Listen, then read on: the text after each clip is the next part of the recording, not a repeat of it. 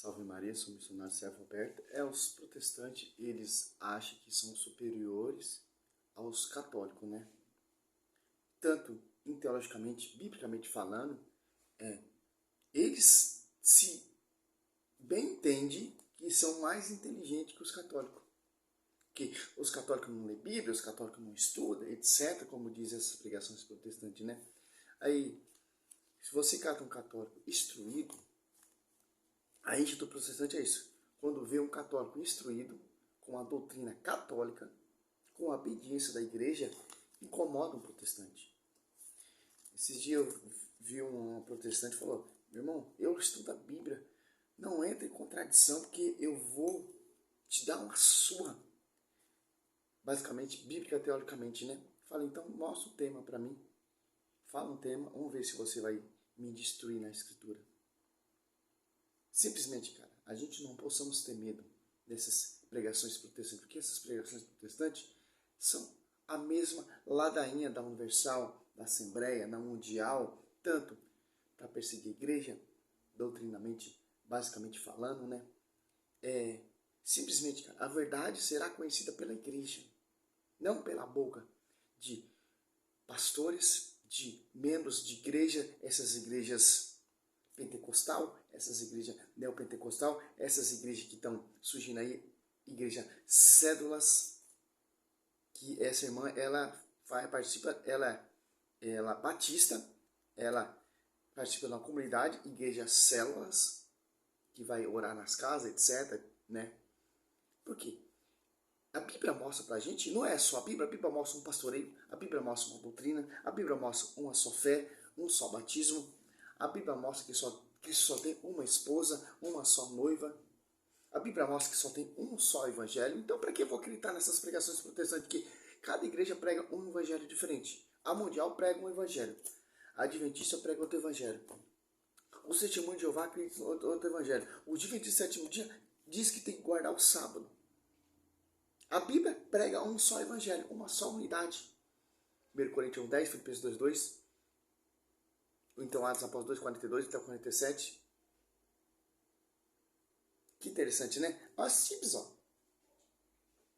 Por mais que esse protestante ele conheça a Bíblia, por mais que ele seja letrado na Escritura, conhece muito, como esses pastores, tal, etc., como o Paulo Júnior falou que a Igreja Católica é uma igreja pagã, que se corrompeu, que a solução foi ali no século 1700 por Martinho Lutero contra a Reforma Protestante, que é a solução. Então, se você for ver a Reforma Protestante, o Espírito Santo está errado, o próprio Cristo está errado, porque Cristo ele é o fundador da igreja, a igreja é seu corpo místico, sua esposa, e o Espírito Santo, em Atos Apóstolos 2, tornou essa igreja pública, e tinha pessoas de várias nações, partos, lemnitas, gregos, cretenses, entendiam sua própria língua materna para não ter essa vacância de divisão. Que interessante. Aqui, ó, Efésios 3:10, ó. Assim de hora em diante, as denominações, a dominações, a potestades celeste podem conhecer pela a igreja, a fim de diversidade da sabedoria. Isso aí cá tem Efésios 4:5, vocês de um só corpo e um só espírito, assim como fosse chamado pela vossa vocação, a uma só esperança, um só Senhor, uma só fé e um só batismo. E se você ficar aqui em João 14, quando você contraria um protestante, ele fica muito irado com essas visões protestantes. Você pode ir direto a Deus, porque você pede oração a Nossa Senhora, porque você vai na igreja, se eu posso ir diretamente, porque nós temos a autoridade de ligar. Não só Pedro tem essa autoridade foi dada aos demais. As pregações protestantes pregam assim, não, só foi a autoridade que foi dada a Pedro, de ligar e desligar. Só uma pessoa. Outras pessoas não têm essa autoridade, essas igrejas de homens, de ligar e desligar. Essa ligação só está na igreja. Que ligar? Porque a igreja é o corpo místico de Cristo. Cristo é o caminho, a verdade, a vida. Ninguém vem ao Pai se não passar por mim. Então, beleza, Cristo foi na glória, subiu na nuvem e deixou quem? A sua igreja, a sua esposa. Cristo, ele é o esposo da igreja. Então, para você chegar até Cristo, até o caminho da salvação, até a verdade, a doutrina dos apóstolos, um evangelho, um só fundamento, uma só fé. Você tem que chegar na esposa de Cristo para você chegar até Cristo. Não tem, você pode ir direto, não tem isso.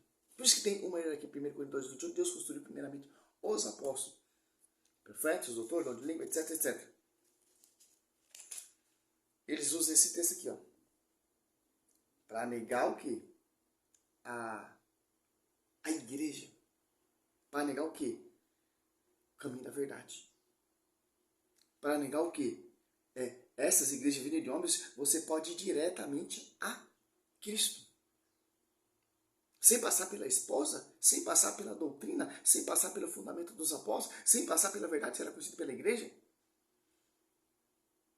Essa é a visão protestante.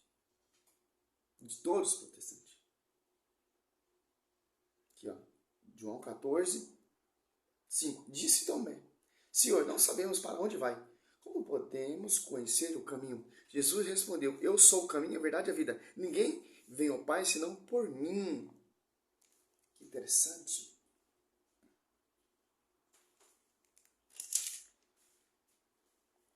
Então, eu sou a verdade e o caminho. Ninguém vem ao Pai se não passar por mim. Que isso foi levado naquela nuvem. Deixou quem? A sua esposa. Então, para você chegar até Jesus Cristo, até o caminho, você tem que passar por esse Atos dos Apóstolos 2.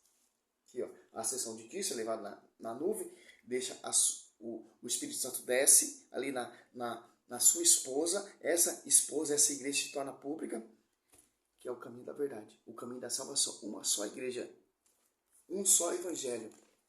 Aqui, ó, Atos dos Apóstolos 2, 47. Louvava a Deus e cativava a simpatia de todo o povo. E o Senhor, cada dia, lhe ajuntava outros que estavam a caminho da salvação. Jesus não é o caminho, a verdade e a vida, porque as pessoas convertidas ali iam para essa igreja, para o caminho da salvação, porque é a esposa de Cristo. Está unido com a cabeça, está unido com o seu esposo, que é o caminho da salvação. Que João 8,32, conhecereis a verdade vos libertará. Aonde você vai conhecer a verdade? Claro que é Cristo que deixou a verdade, ensinou a verdade para os seus apóstolos, para ele pregar, para ele preconizar para essa igreja, que é a esposa de Cristo, se tornar pública, para você chegar ao caminho da salvação, para você chegar até Cristo. Tem que passar pelo pastoreio, tem que passar pela doutrina, e pessoas enviadas, e escolher Romanos 10, que não pregarão se não forem enviados. Pessoas que foram enviadas. Mateus 10, 4, 4, Marcos 3, Lucas 6. Que ele escolheu. E Atos Apóstolos 1, 2. Então, meu irmão, essa visão protestante é simples, cara. É 1 Timóteo 3,15. A igreja é o baluarte da verdade. Não as igrejas. A igreja. Que igreja é essa? Se ruga, se manja feito mais santo e repreensível. Efésios 5, 27. Que é essa igreja católica, apostólica, romana. Que só tem um evangelho, que só tem uma só doutrina, que só tem um só pastoreio. Se você for conversar com um protestante, dialogamente, biblicamente falando, ele vai ter a sua própria visão, não vai ter a visão da igreja. Então não se preocupa, meu irmão. Nós, católico instruído, católico conhecedor verdadeiramente da palavra, nós irritamos protestantes, porque a gente tem argumento para desmascarar esse protestante. Por mais que seja esses protestantes famosos, esses protestantes fundo de quintal, só há um caminho da salvação. Não há vários caminhos da salvação. Não há várias verdades. Não há vários evangelhos. Segundo Coríntios 4, irão pegar vários Jesus diferentes, que é outro Espírito, muito diferente do Espírito Santo que desceu em Atos 2, que estava junto com Maria, esperando a Paráclito. O Espírito Santo desce onde está a sua esposa. Porque o Espírito Santo assiste a igreja. Mateus 28, se não me engano, 19, 20. Que a igreja é a esposa de Cristo. Por isso que o Espírito Santo está ali nessa igreja. E os apóstolos oravam junto com Maria, as apóstolos 1,14. Não tem como negar isso, cara. Como a sua igreja é pentecostal, como a sua igreja é neopentecostal, se você não ora junto com a mãe da igreja? Então não tem como. Né? Como o Espírito Santo vai habitar uma igreja sem a sua esposa? É casamento moderno? As igrejas protestantes, sim. É outro espírito, um espírito sem a esposa, sem o fundamento dos apóstolos, sem a doutrina dos apóstolos, e vários evangelhos. O apóstolo Paulo deixa bem claro aqui em Gálatas, aqui ó, Gálatas,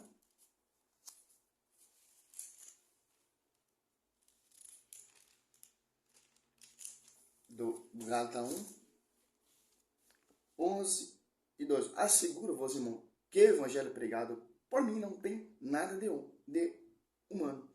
Não recebi nem aprendi de homem algum, mas mediante a revelação de Cristo. O evangelho que o apóstolo Paulo pregava é o mesmo evangelho que Pedro pregava, que Tiago pregava, que Santo Estevão pregava. Agora você vai ver esse evangelho da universal. Não é o mesmo evangelho da plenitude. O evangelho da plenitude não é o mesmo que a da mundial. O evangelho pregado lá na mundial não é o mesmo que a batista. O evangelho pregado na batista não é o mesmo que a luterana. Os adventistas, os testemunhas. O evangelho que foi pregado ali na igreja primitiva é o mesmo evangelho que o apóstolo Paulo pregava. Que ele deixa bem simples aqui, ó. Gálatas 1:7. De fato, não há dois evangelhos. Apenas pessoas que semeiam confusão entre vós e querem perturbar o evangelho de Cristo. Porque a revelação só foi dada a Pedro. Pedro, Mateus 16 até 18. Não foi a carne, não sangue que revelou, mas meu Pai que está no céu. Por isso decatou as Pedro sobre ti e edificar a igreja. Já pensou se os 12 tivessem essa revelação?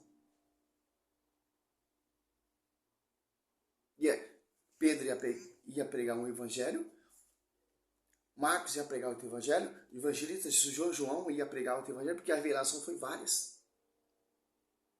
Por isso que a revelação só foi a Pedro, porque para ter uma só doutrina, para ter um só evangelho, para ter um só pastor, para não ter vários evangelhos, diversos pastores. Por isso que a revelação só foi a Pedro. Por isso que os protestantes tentam negar essa revelação. Tentam usurpar dessa revelação para ter suas próprias interpretações, suas próprias doutrinas e suas próprias igrejas fundadas. Se diz cada uma liga. Usa o termo lá em Mateus 18, 17, 18. Aquele que não ouve a igreja é pagão e publicano, irmão. Felizmente. Que interessante. Tanto que o apóstolo Paulo ali vai reconhecer a graça. Gálatas 2, 9. Ó. Tiago, bispo de Jerusalém. Cefas, bispo universal e João. Interessante, né? Por isso que a revelação não foi dada aos 12. Se tivesse dado aos 12, cada um ia ter uma doutrina. Ia virar essas coisas loucas que você vê hoje em dia aí.